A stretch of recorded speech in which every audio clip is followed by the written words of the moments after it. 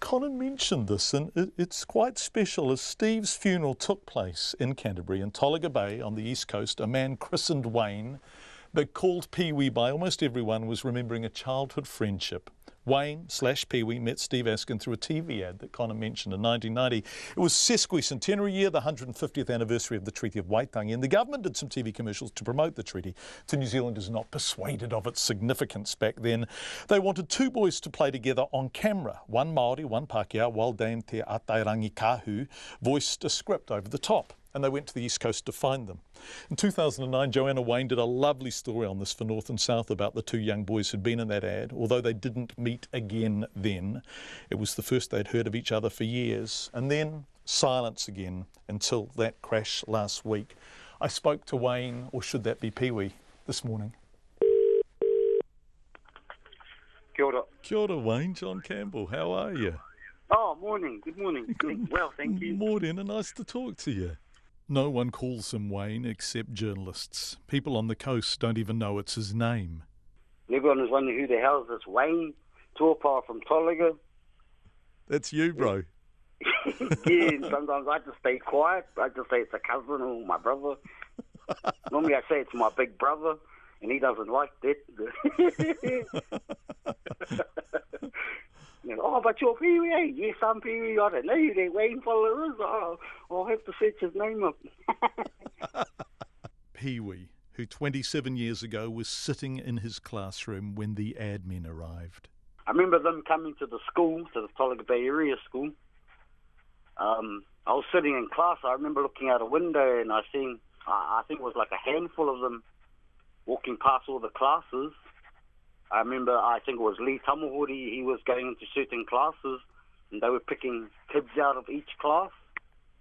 And I remember them coming into our class because I think we were the last class to be picked from.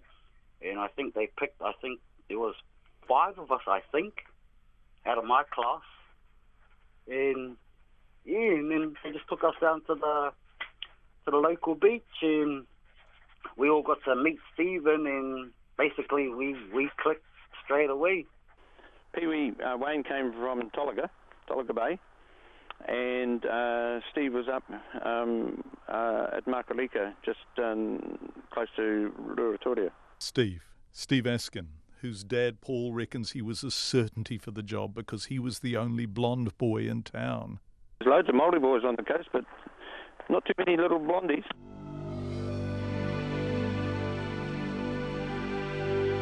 Steve was so blonde, watching the ads now, those two Kiwi boys a lifetime ago. In 1840, a pact was signed with good and true intent, and that was the beginning of a nation called New Zealand. So when Lee Tamahori came up looking around, I think, you know, it wasn't too hard to pick Steve. He was the age he was looking for, and little blondie, and yeah, and he and Wayne, Pewee kicked it off immediately. They did 3 ads. They had an absolute ball. And it looks it. Although to watch the ads now is also heartbreaking, with the knowledge of how Steve's life would end in that helicopter last Tuesday. But at the time, there was only the beach and each other and the way life seems infinite at that age and the strangeness of being on TV. It was a very, good experience for me. Didn't really realise what an ad was. Didn't really watch TV when I was young. I spent half the time outside, so yeah, it was interesting. A made-for-TV friendship became a real one. Steve's family was further up the coast. Pewee went up to the Askins for the holidays, all the way from the bright lights of Taonga Bay. That was fun. Really enjoyed it. Yeah, because out in the wops, there's no shops. It was just freedom. And what did you do with that freedom? Well, we done a lot of things. I think we horse riding. There was creeks. There's a motorbike with no motor. We were just riding that down the hill. We did a lot of adventuring, wool sheds, and we just walked around basically. Exactly as they had in that ad on the beach. And while Steve left the coast, it never left him. Steve loved just, bringing home a leg of venison or, a shopping bag of watercress or, a feed of powers. Ko tahi te koha o te ngira, e kuhunai te miro mā, te miro whero, me te miro pango. We met a whole heap of wonderful people up in Ruatoria, and we made lifelong friends. I've been talking to some today. Some are on their way. In fact, they've arrived for the funeral. We made lifelong friends. We were impacted, all of us as a family, permanently by the privilege of living in Ruatoria up there on the East Coast. A lifetime ago, the Askins moved, Pewee stayed, and before the internet and emails and Facebook, it was hard for two boys to stay in touch. Once I left school, we kind of like lost touch with each other, just like we fell off the earth.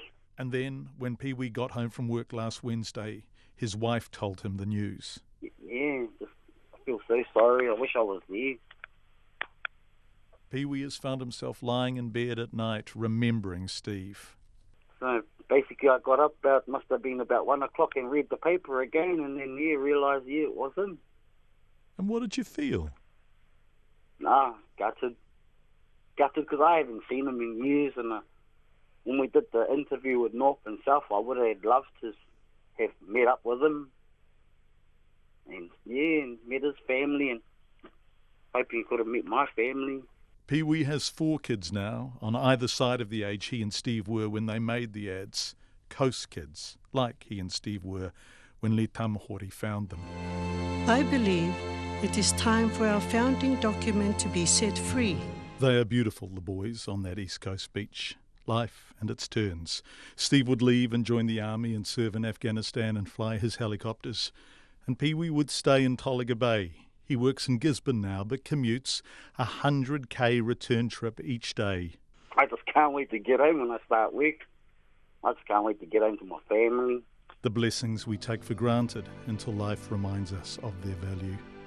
Pewee remembers everything, but these past few days, one thing most vividly of all. The grin, his grin he used to have. He used to always have this little, cheeky little grin. It was Pewee talking about his childhood friend, Steve Askin. Farewell today in Christchurch.